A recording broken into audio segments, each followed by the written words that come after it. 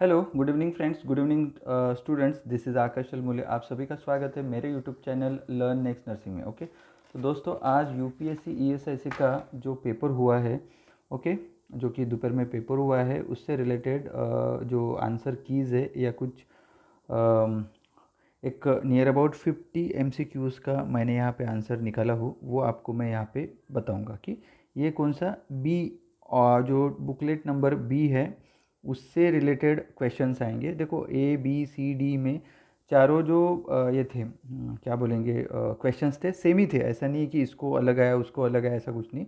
Set अलग थे, सिर्फ क्वेश्चन ऊपर नीचे हुए हैं। तो अभी हम बी सेट के बारे में यहाँ पे करेंगे क्योंकि ये पेपर मुझे मिला है। हाँ, दूसरी एक बात, पेपर ये 150 एमसीक्यू का था।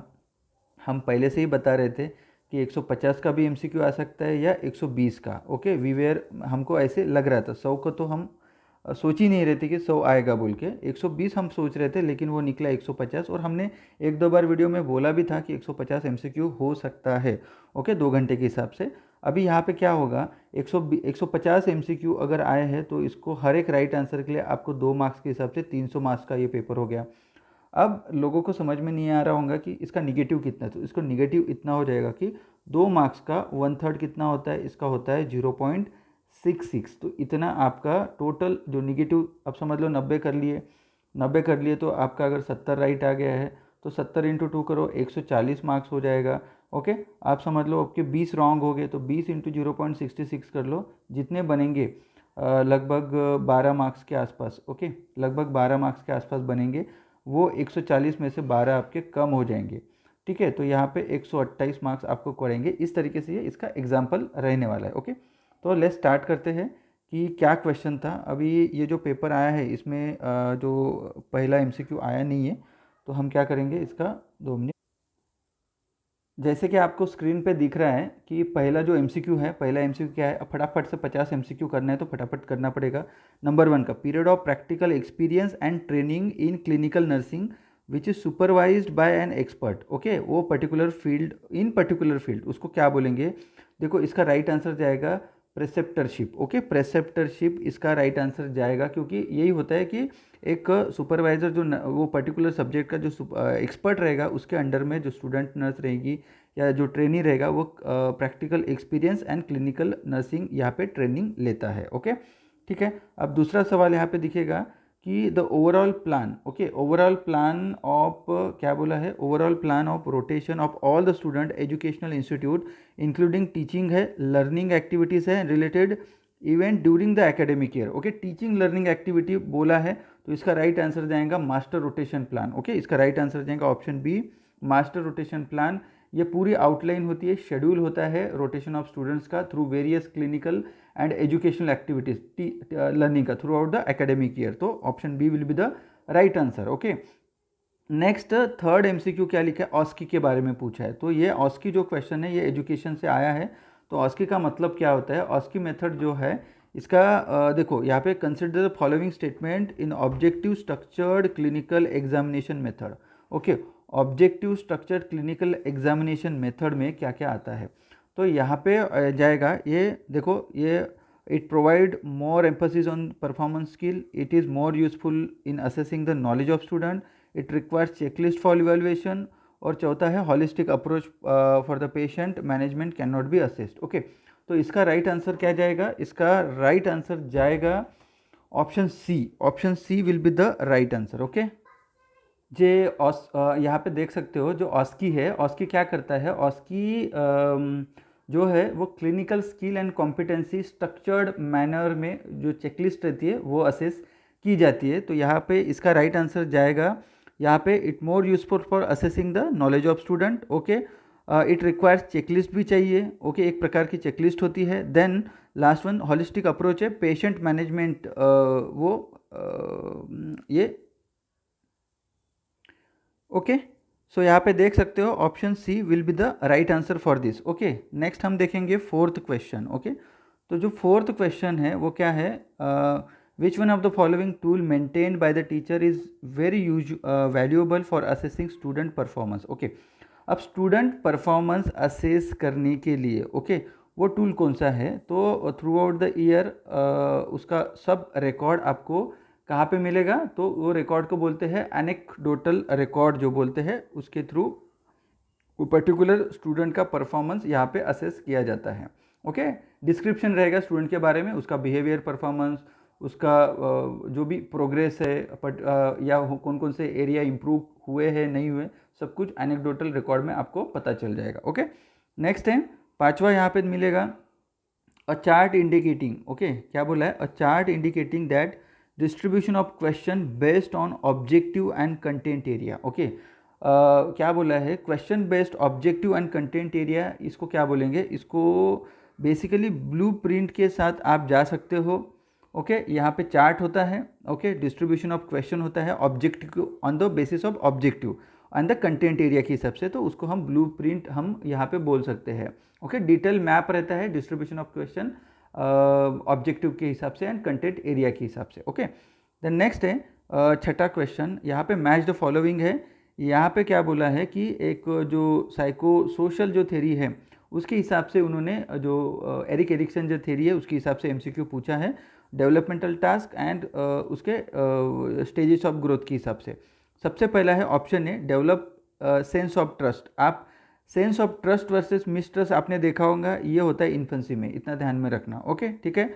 डेवलप ऑटोनॉमी, ऑटोनॉमी डेवलप कब होगी? अब बताओ कब होगा ऑटोनॉमी डेवलप?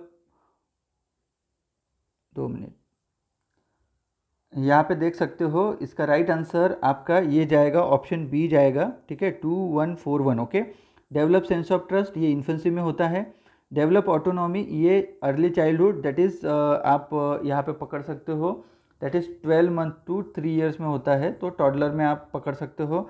देन उसके बाद जो थर्ड है develop initiative and the purpose. Okay, develop initiative purpose ये लेट चाइल्डहुड में, दैट इज़ ये जाएगा इनिशिएटिव वर्सेस गिल्ट में जाता है, 3 to 6 ईयर्स में जाता है, तो वो एज जाता है आपका, कब जाता है? प्री स्कूल एज जाता है। ओके, एंड ये सी का 4 जाएगा।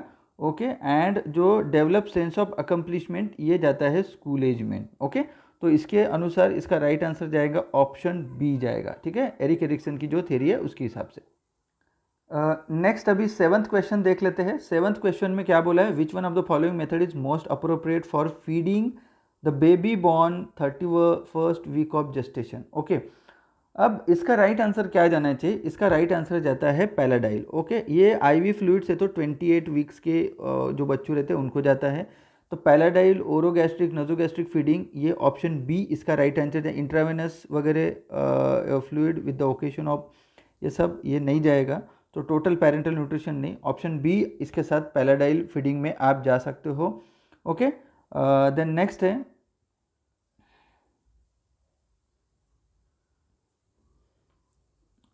देन 8वां क्वेश्चन है। 14 ईयर का बच्चा है। ओके, कितना है? 14 ईयर्स का जो बच्चा है यहाँ पे, जो 8th जो है वो, ओके,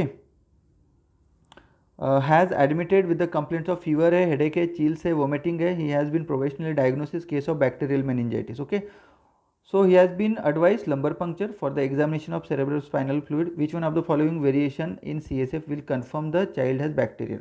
अभी हमको CSF में क्या दिखेगा? तो इसका राइट आंसर जाता है भाई, आपका जो प्रोटीन कंटेंट रहेगा एंड न्यूट्रोफिल्स रहेंगे वो आपके एलिवेटेड रहेंगे। Okay, so option A will be the right answer according to me. ये जो भी है मैंने जो फाइंड आउट किया और मेरे हिसाब से ये जाएगा, और कहीं से आप खुद भी सोच सकते हो, खुद भी आप सर्च कर सकते हो। Okay, so this is according to me, ये यूपीएससी की नहीं आई है, ये अपने हिसाब से मैं बना रहा हूँ, जो मैंने पता किया है, जो मैंने फाइंड आउट किया है। It's bit difficult to find out. Okay, still किया हूँ मैंने। Okay, then which of the following is true about the sign of good attachment. Okay, ये अभी मैंने कल ही क्लास लिया था, which is true about sign of good attachment in the breast feeding technique. Okay, सबसे इंपॉर्टेंट है कि भाई बच्चे का जो मुंह है वो वाइडली ओपन होना चाहिए, एक तो रहेगा। ठीक है, दूसरी चीज़ है अपर एरियोला विजिबल होना चाहिए एंड लोअर एरियोला विजिबल नहीं होना चाहिए, वो अंदर होना चाहिए। ठीक है, ध्यान में रखना। तो भाई ये भी सही है, एंड बेबी का चिन जो रहेगा वो ब्रेस्ट को अटैच होना चाहिए। ओके, सो जो चौथा जो पॉइंट लिखा है यहाँ पे कि upper lip of the baby is averted, नहीं, लोअर लिप एवर्टेड होना चाहिए, क्या टर्न आउटवर्ड होना चाहिए, बता रहा हूँ मैं आपको, ठीक है। लोअर अपर लिप कभी भी एवर्टेड नहीं चाहिए, लोअर लिप चाहिए, ठीक है। तो this is wrong. Baby head and the body are in one plane, नहीं, ये भी कुछ ये नहीं होता है। तो इसका राइट आंसर जाएगा 9th का ऑप्शन सी, 1 2 3 इसका राइट आंसर जाएगा, ठीक है, चलेगा। ओके, नेक्स्ट हम देखेंगे, अभी थोड़ा लंबा होगा video but this is very important.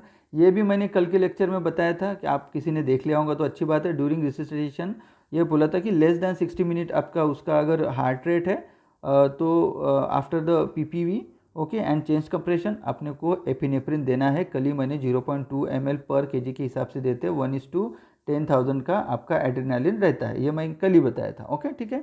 Next है 11वां नंबर का 15 साल का बच्चा, सॉरी 11 नंबर का जो क्वेश्चन है उसमें क्या है, 15 मंथ का बच्चा है, ओपीडी में आया है, उसको डायरिया हुआ है।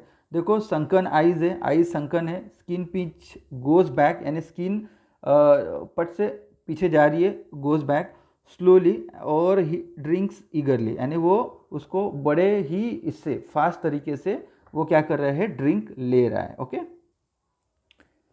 ओके, तो क्या बोल रहा है, आइज संकन है, ओके, स्किन पिंच भी स्लोली वो क्या बोलते हैं रिटर्न बैक जा रहा है, और ड्रिंक्स ईगरली है, ड्रिंक्स ईगरली है, तो नो डिहाइड्रेशन ये आंसर नहीं रहेगा। ओके, सीवियर डिहाइड्रेशन में क्या होता है, संकन रहता है, वेरी संकन रहता है, और वो ड्रिंक पुअरली यानी बहुत कम ड्रिंक लेता है, ईगरली नहीं लेता है। ओके, सीवियर परसिस्टेंट डायरिया ये भी नहीं रहेगा, तो some dehydration will be the right answer. Okay, क्या रहेगा इसका आंसर, सम डिहाइड्रेशन में क्या रहेगा, वो बहुत ईगरली ड्रिंक करेगा, संकन आइज रहेंगे, और उसकी जो skin pinch back goes back slowly, ये रहेगा यहाँ पे, ठीक है। नियर अबाउट 1 सेकंड लेता है, बट स्किन पिंच उसकी बैक स्लोली चली जाती है। 11वें का option B will be the right answer. Okay, next है 12वां क्वेश्चन है, विच ऑफ द फॉलोइंग क्या है, which of the following babies eligible for kangaroo mother care. Okay, ये भी बहुत अच्छे से अपन ने पढ़ा है बेटा, सबको पता है 12वें नंबर का क्वेश्चन क्या आंसर आएगा। बेटा देखो, बेबी वेट 1000 ग्राम केयर्ड इन, नहीं ये नहीं, आपको पहले बता दूँ, जो भी बच्चा 1800 ग्राम के ऊपर रहेगा उसको ही KMC दिया जाता है टिल द 2.5 kg का होने तक। ओके, तो यहाँ पे आप देख सकते हो, मोर देन बोला, ये भी नहीं जाएगा। जो बच्चा हीमोडायनामिकली स्टेबल है, लो बर्थ वेट बेबी यानी 2.5 के नीचे है, तो हम ऑप्शन सी के साथ जाएंगे। ओके, सी केयर वगैरह ये नहीं रहेगा, ऑप्शन सी रहेगा, 12वें का option C will be the right answer. Okay, then 13वें का क्या आएगा, 13वें का क्वेश्चन जो ये है वो जाएगा, 10 साल का बच्चा है, admitted in paediatric medical ward में, उसको हिमैचूरिया हुआ है, ऑलिगुरिया हुआ है, एडिमा हुआ है, हाइपरटेंशन हुआ है, which one of the following condition of the child. Okay, nephrotic syndrome तो हो ही नहीं सकता। Okay, acute kidney and chronic kidney नहीं, इसका राइट आंसर एक्यूट ग्लोमेरुलोनेफ्राइटिस जाएगा। जब भी हिमैचूरिया आएगा, हाइपरटेंशन आएगा, एडिमा आएगा, ऑलिगुरिया आएगा, तो बेटा एक्यूट ग्लोमेरुलोनेफ्राइटिस के साथ चले जाने का, ठीक है। Then a 6 year old child has been admitted. Okay, एक 6 साल का बच्चा है, एडमिटेड है पेडियाट्रिक वार्ड में मैलिग्नेंट ट्यूमर के लिए, in case of malignant tumour के हिसाब से, which of the following is most common about the group. Okay, अब 13वें का जो क्वेश्चन, 14 का जो क्वेश्चन है उसका राइट जाएगा acute lymphoblastic leukaemia. Okay, acute lymphoblastic leukaemia के साथ आप जा सकते हो। स्टिल ये क्वेश्चन आप देख लेना, थोड़ा सा कंफ्यूज हो, लेकिन आप सी के साथ जा सकते हो। ओके, एक बार चेक कर लेना, ठीक है। ओके, देन अभी हम 15वां देखेंगे। 15वां में मैच द फॉलोइंग है बेटा, ये बहुत ही थोड़ा सा इजी, देखो सभी MCQ देखने में बहुत इजी जा रहे हैं, बट डिफ़िकल्ट है, इसकी लेवल डिफ़िकल्ट है, इसका जो मेरिट आएगा वो कम आएगा। देखो जब अपने 150 क्वेश्चन हो जाएंगे तभी मैं बता पाऊंगा, अभी 15-50 क्वेश्चन अपन देख लेते हैं। ओके, बी का जो बी ये है क्या बोलते हैं अपना बी जो बुकलेट है उसी के क्वेश्चन मैं ले रहा हूँ यहाँ पे, तो आप अपने हिसाब से देख सकते हो। आप सभी के पास क्वेश्चन पेपर तो आ ही गया होगा। ओके, पाइलोरिक स्टेनोसिस में क्या होता है, सभी को पता है, पाइलोरिक स्टेनोसिस में प्रोजेक्टाइल वोमिटिंग होता है। क्या होता है, प्रोजेक्टाइल वोमिटिंग होता है। ओके, ठीक है, ध्यान में रखना, projectile vomiting. Okay, 15 projectile vomiting रहेगी। देन उसके बाद रहेगा इंटरसेप्शन। इंटरसेप्शन में क्या रहेगा, इंटरसेप्शन में देखो इंटरसेप्शन में दोनों भी चीज़ हो सकती है। एक तो बिलियस वोमिटिंग, इंटरसेप्शन है क्या, टेलीस्कोपिंग, यानी इंटेस्टाइन एक के अंदर एक घुस गया है। हाइपर पाइलोरिक स्टेनोसिस मीन्स क्या होता है, बिलियस वोमिटिंग नहीं रहता, ओके। हाइपरट्रॉपिक पाइलोरिक स्टेनोसिस में नॉन बिलियस वोमिटिंग रहेगा, ओके, बिलियस नहीं रहता है।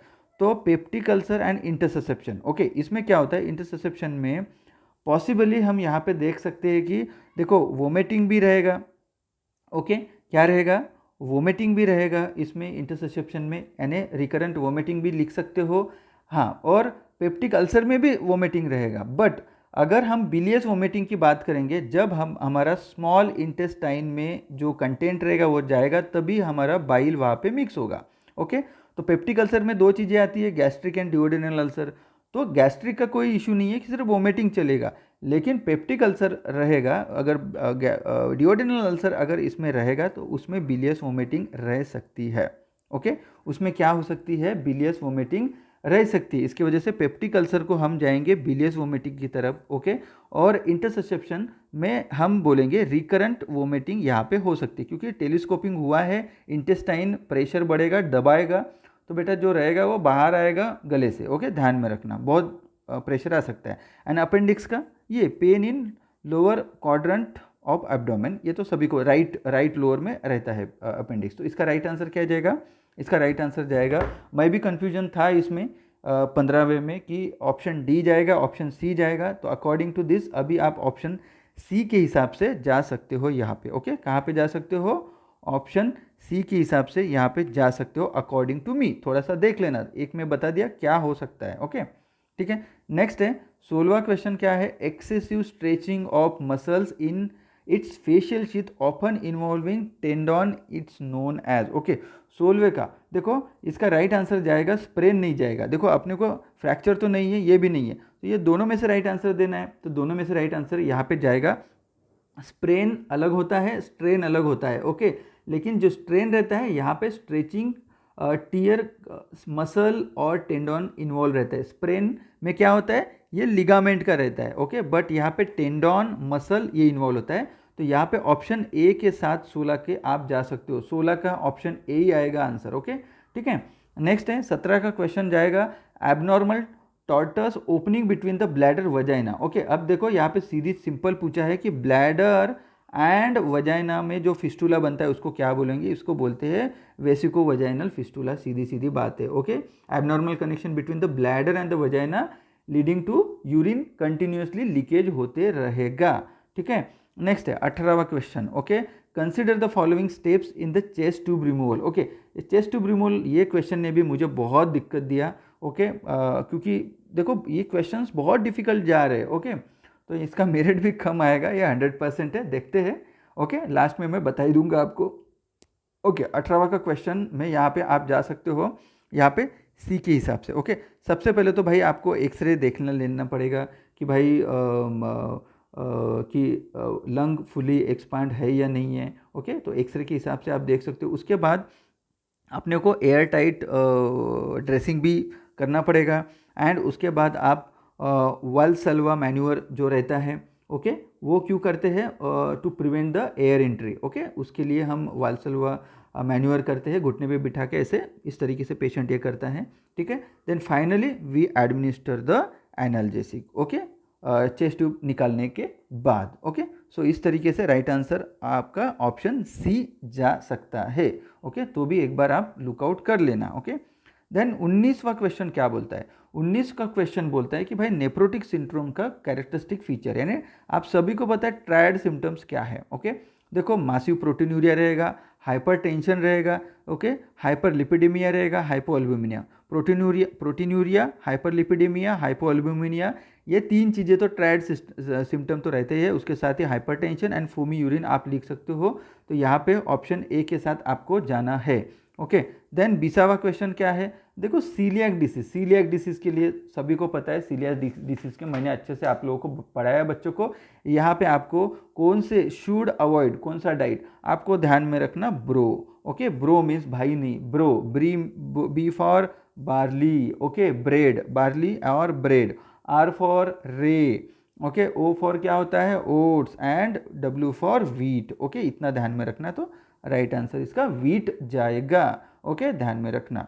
नेक्स्ट 21 का क्या आएगा, 21 का आएगा, a nurse caring for a client with the type 2 diabetes mellitus, high dose of insulin was monitor, blood glucose level between the 2 AM to 4 AM। Okay, she try to assess. Okay, ये भी question बहुत difficult है।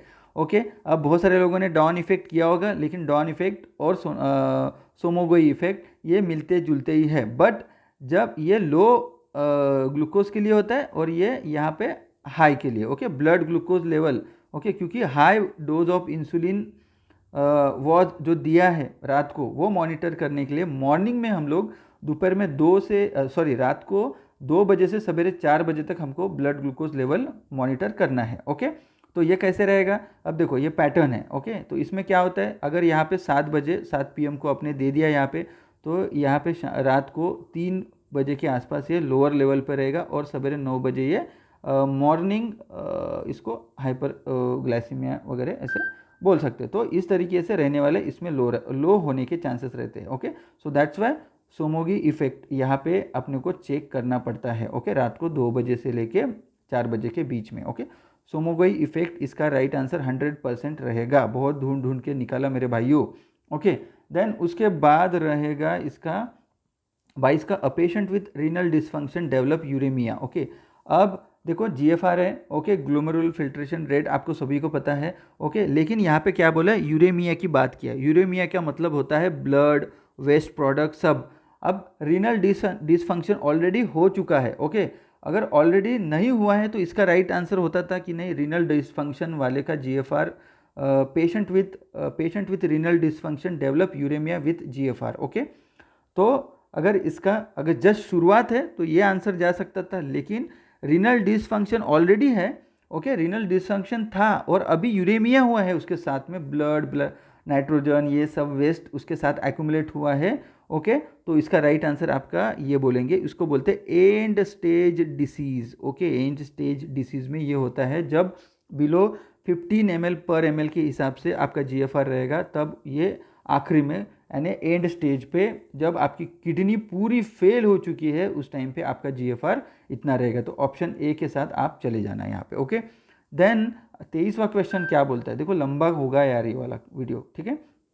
Consider the following statement regarding preparation of multiple choice, लेकिन explanation भी बहुत important है। देखो 23 का क्वेश्चन आंसर यहाँ पे जाएगा क्या जाएगा इसका, सी जाएगा। ओके, सी। ओके, देखो जो भी आपका जो MCQ बना रहे हो वो क्लियर होना चाहिए, एक्सप्लिसिट होना चाहिए। ओके, उसके बाद जो अल्टरनेटिव दे रहे हो वो सिमिलर लेंथ के होने चाहिए और उसकी डिटेल एंड कॉम्प्लिसिटी होनी चाहिए। देन उसके जो डिस्ट्रैक्टर रहेंगे, okay, avoid distractor that are same essentially same. ऐसे देखो 1 2 3 4 चांस दे रहे हो, तो सबका जो जो डिस्ट्रैक्टर रहेंगे 1 2 3 4 ये सेम, उसकी जो ये रहेगी वो सेम नहीं होनी चाहिए। ओके, सो इसीलिए आप ऑप्शन सी के साथ आप यहाँ पे जा सकते हो। ओके, ठीक है। नेक्स्ट हम जाएंगे 24वां क्वेश्चन।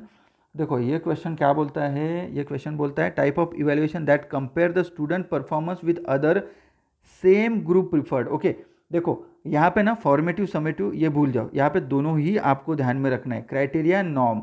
ओके, नॉर्म रेफरेंस में क्या होता है कि भाई कंपेयर किया जाता है स्टूडेंट को उसके क्लास के ही बच्चों के साथ, उसको कंपेयर किया जाता है। क्राइटेरिया में कंपेयर नहीं किया जाता है। ओके, तो इसमें राइट आंसर जो है norm reference, option B will be the right answer. Okay, 100% norm reference को आंसर रहेगा इसका। 25वां जाएगा, 25वां का जाएगा क्या जाएगा, which of the following are the purpose of audio visual aids. Okay, audio visual aids के पर्पजेस क्या है ये यहाँ पे पूछा है। ओके, 25 नंबर का मैंने आंसर शीट निकाला हूँ।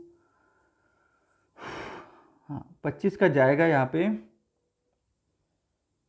यस 25 का ऑप्शन सी जाएगा। ओके, ऑप्शन सी आंसर जाएगा 25 का। ओके, क्या जाएगा 1 2 3। ओके, ऑडियो विजुअल जो एड उसके पर्पजेस क्या है, तो भाई इसका simplify the unfamiliar concept. Yes, unfamiliar जो आपको पता ही नहीं ऐसे कंसेप्ट सिंप्लीफाई करने के लिए एविएट्स यूज़ करते हैं। दूसरा है to bring about the understanding where, जो जब शब्द नहीं बता पाएंगे तो आप देख के परसेव करके वो समझ सकते हो।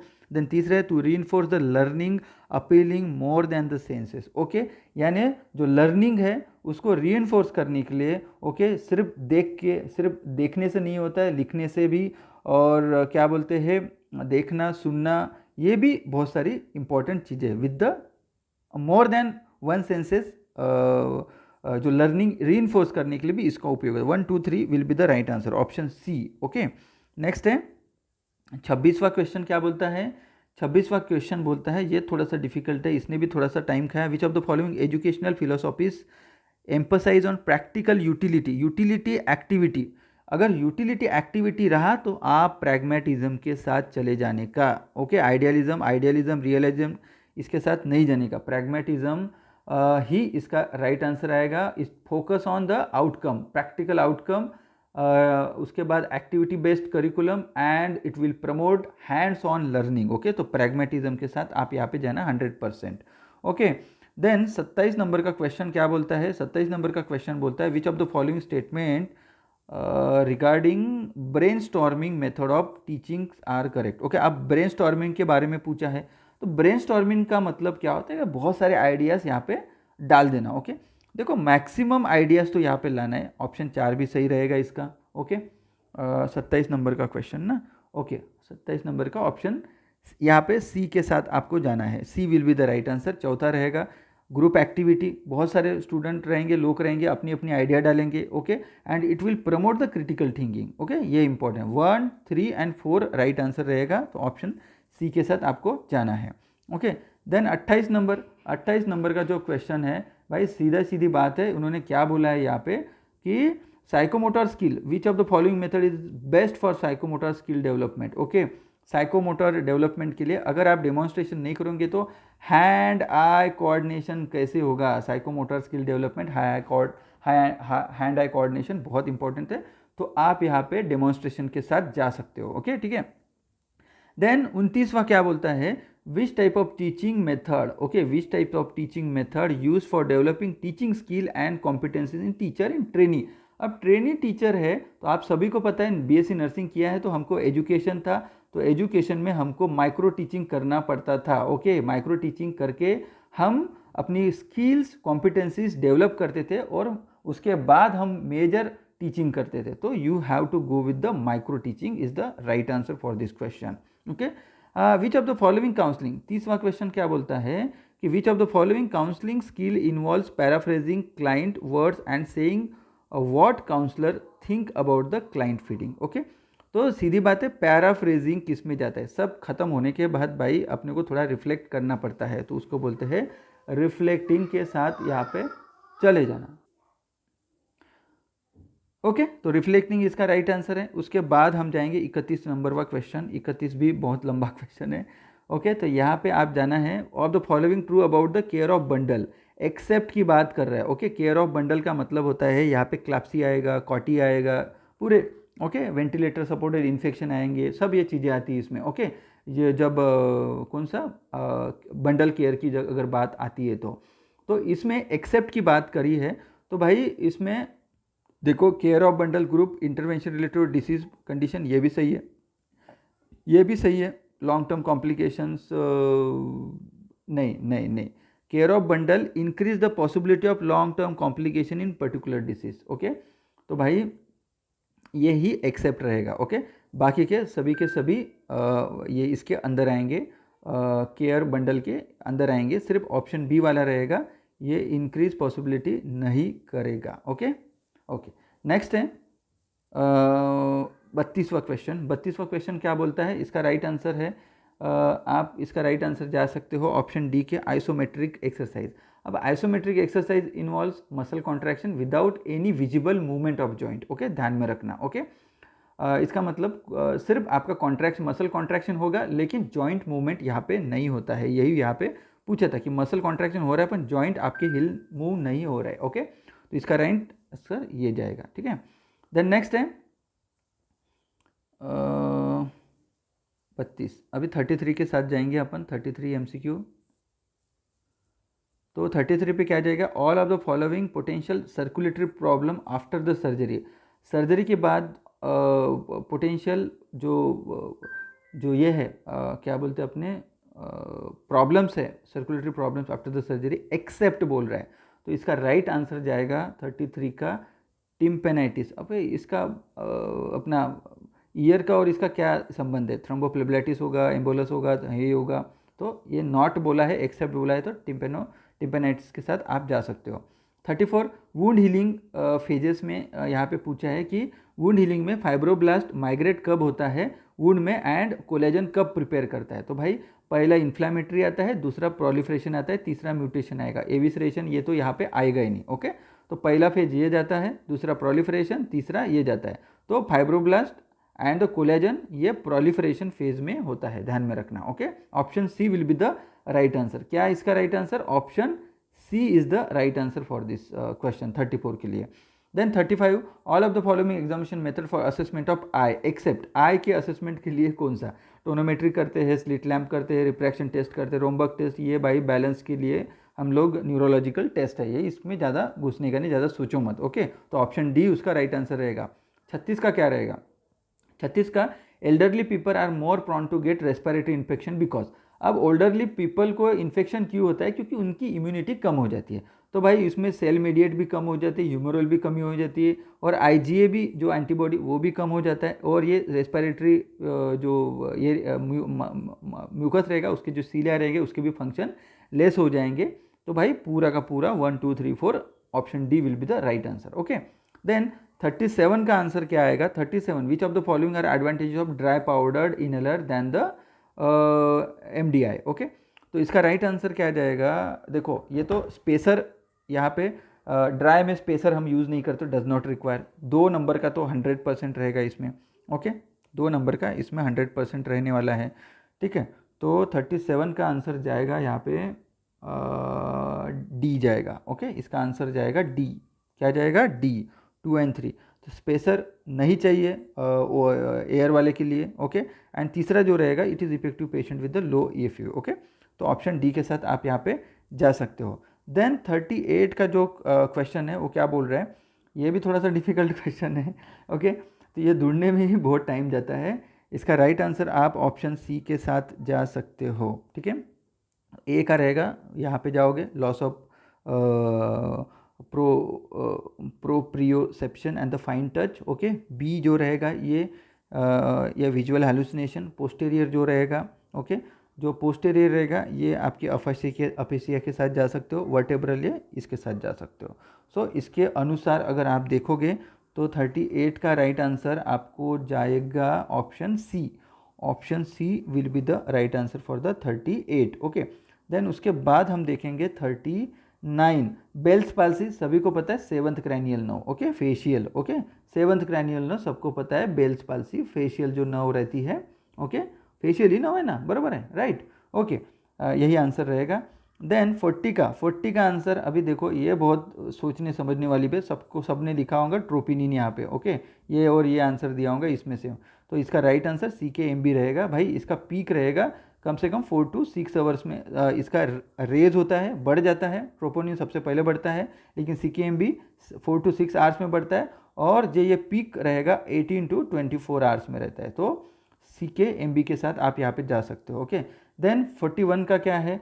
स्टोमा के बारे में पूछा है कि भाई इश्केमिया हुआ है। क्या हुआ है कि स्टोमा इंडिकेट इश्केमिया। अब इश्केमिया हुआ है तो ब्लड सप्लाई नहीं है। अब ब्लड सप्लाई नहीं, पिंक रहे तो नॉर्मल है, ब्राउन ब्लैक ब्राइट रेड, भाई डस्की ब्लू, यहाँ पे पर्पल ब्लू यहाँ पे राइट आंसर जा सकता है, क्योंकि साइनोसिस है तो भाई डस्की ब्लू के साथ आप यहाँ पे जा सकते हो। ओके, ब्लैक आएगा तो भाई नेक्रोसिस हो जाएगा। ओके, इश्केमिया पूछा है तो आप डस्की ब्लू के साथ जा सकते हो यहाँ पे। देन 42 का भी आंसर बहुत भी मज़ेदार है यहाँ पे। Okay, patient diagnose with acute pancreatitis हुआ है, लेबोरेटरी टेस्ट करोगे तो क्या कौन से फाइंडिंग आपके डिक्रीज होंगे? देखो सबने ना सीरम अमाइलेस करके आए होंगे, भाइयों डिक्रीज बोला है। ब्लड देखो, सीरम अमाइलेस सीरम लाइपेज ये पैंक्रियाटाइटिस में इंक्रीज होता है। ब्लड ग्लूकोज ये भी बढ़ता है और समटाइम से डिक्रीज होता है, बट मैक्सिमम इंक्रीज ही होता है। सीरम कैल्शियम में यहाँ पे हाइपोकैल्सीमिया हाइपोमैग्नीशियमिया होता है, तो सीरम कैल्शियम डिक्रीज होता है, ध्यान में रखना। ओके, ठीक है, 42 का ऑप्शन डी रहेगा। 43 का क्या रहेगा? 43 में बोला है कि भाई थायरॉयडेक्टॉमी हुई है, थायरॉयड सर्जरी हुई है। Okay, nursing care of the patient after thyroidectomy. Okay, thyroid surgery हुई है तो आपको क्या करना पड़ेगा?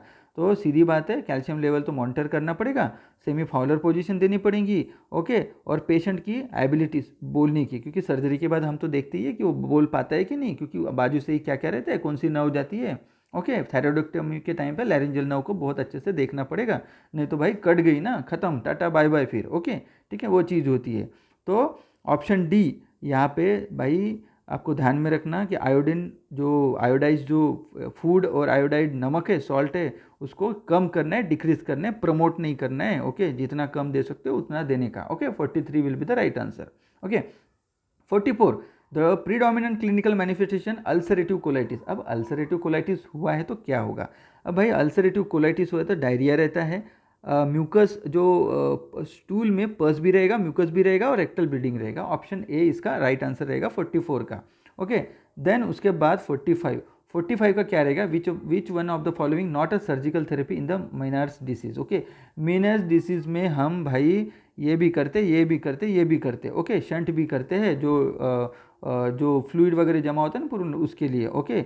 नर्व सेक्शन भी करते, वेस्टिबुलर का लैब्रेंथेक्टोमी भी करते हैं, हम ये नहीं करते हैं स्टेपेटेक्टोमी, ध्यान में रखना। 45 का A option. Then for adult ratio chest compression, भाई कल ही पढ़ाया मैंने ये, इसका राइट आंसर ये रहेगा एडल्ट के लिए, ओके। 30:30 क्या रहेगा? 46 का राइट आंसर क्या रहेगा? 30:2, यानी कितना देना है? 30 कंप्रेशन देना है, 2 वेंटिलेशन देना है, ओके, सिंगल रेस्क्यूअर के लिए, ओके। और 3:1 ये आपका न्यूबॉर्न को बोला था कल के ही वीडियो में मैंने, और चाइल्ड के लिए वगैरह मैंने बता दिया 30:2 और 15:2 आपको बता दिया मैंने, ओके, ठीक है। चलो, तो इसका राइट आंसर ऑप्शन सी रहेगा, सबको पता है, ओके। 47 का wound cause injury with the blunt object leading to tearing soft tissue, okay. अब देखो यार, वुंड हुआ है, ओके, इंजुरी हुई है ब्लंट ऑब्जेक्ट से, leading to tearing of soft tissue हुआ है, तो भाई इसको हम लैसरेशन बोल देंगे सीधा सीधा, और ज़्यादा कुछ दिक्कत वाली बात नहीं है, ओके, लैसरेशन बोल देंगे, ओके। वुंड क्या होगा यहाँ पे? सॉफ्ट टिश्यू टीयर होते हैं टिपिकली ब्लंट ट्रॉमा की वजह से, लीडिंग टू इरेगुलर एजेस वगैरह हो जाते हैं यहाँ पे, ठीक है। देन उसके बाद 48 का क्या रहेगा? Normal range of motion movement extremity away from the mid line. अरे बहुत सिंपल ये है, ये वाला तो आप यानी देख के बराबर आपने आंसर देना चाहिए, इसका राइट आंसर एब्डक्शन रहेगा। क्या बोला है? एक्सट्रीमिटीज क्या बोला? अवे बोला है, ओके। अवे अगर अंदर बोला है तो एडक्शन, बाहर बोला है तो एब्डक्शन, ओके। तो एब्डक्शन आपका इसका राइट आंसर देना चाहिए आपने, ओके, ठीक है।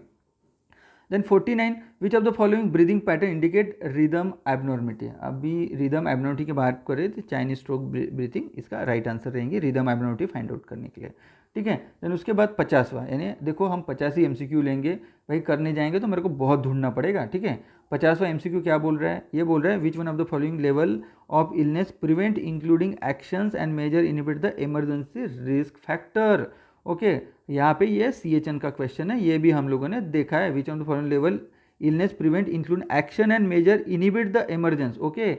यानी कुछ ऐसी चीज़ें कर लेंगे जो रोग या जो भी डिसीज होने वाला है उसको पहले ही हम रुका देंगे, तो भाई इसको हम क्या बोलेंगे? प्रीमॉर्डियल प्रिवेंशन, होने के पहले ही हमने प्रिकॉशन लेना चालू कर देने का, ठीक है, उसको हम प्रीमॉर्डियल प्रिवेंशन बोलते हैं। हेल्थ एजुकेशन वगैरह इसमें आ जाता है प्रीमॉर्डियल प्रिवेंशन में, ओके। तो ये हो गए हमारे 50 एमसीक्यू। अभी अगले 50 एमसीक्यू हम लोग रात में देखेंगे, या नहीं तो हम कल दोपहर में उसका वीडियो आ जाएगा। तो होप सो अगर वीडियो पसंद आता है, एक्सप्लेनेशन अच्छा लगता है तो प्लीज़ वीडियो को लाइक करिए, मैक्सिमम शेयर करिए, ओके। और मैक्सिमम क्या बोलते हैं, हमारे साथ लर्न नेक्स्ट नर्सिंग के साथ जुड़ने का प्रयास करिए, ओके। हमारे आरआरबी के, ओके, हमारे आरआरबी एंड नॉर्सेट 7 और पूरे अपकमिंग नर्सिंग जो भी एग्ज़ाम होने वाले हैं उसके लिए लर्न नेक्स्ट नर्सिंग के जो क्लासेस है 10 जुलाई से फुल थ्योरी शुरू होने वाली है। लगभग 4 से 5 महीने का क्लास होगा और उसके बाद इसकी 1 ईयर की वैलिडिटी आपको मिलेगी। इसमें test series subject wise, topic wise, उसके बाद आपके मेगा टेस्ट, एनक्लेक्स टेस्ट, सब कुछ मिलेगा, ओके। तो फटाफट से learn next nursing app download करिए प्ले स्टोर से, और अगर आपको आगे के एग्ज़ाम के लिए प्रिपरेशन करना है तो डेफिनेटली कोर्स परचेस कर लीजिए, ओके। थैंक यू, जय हिंद।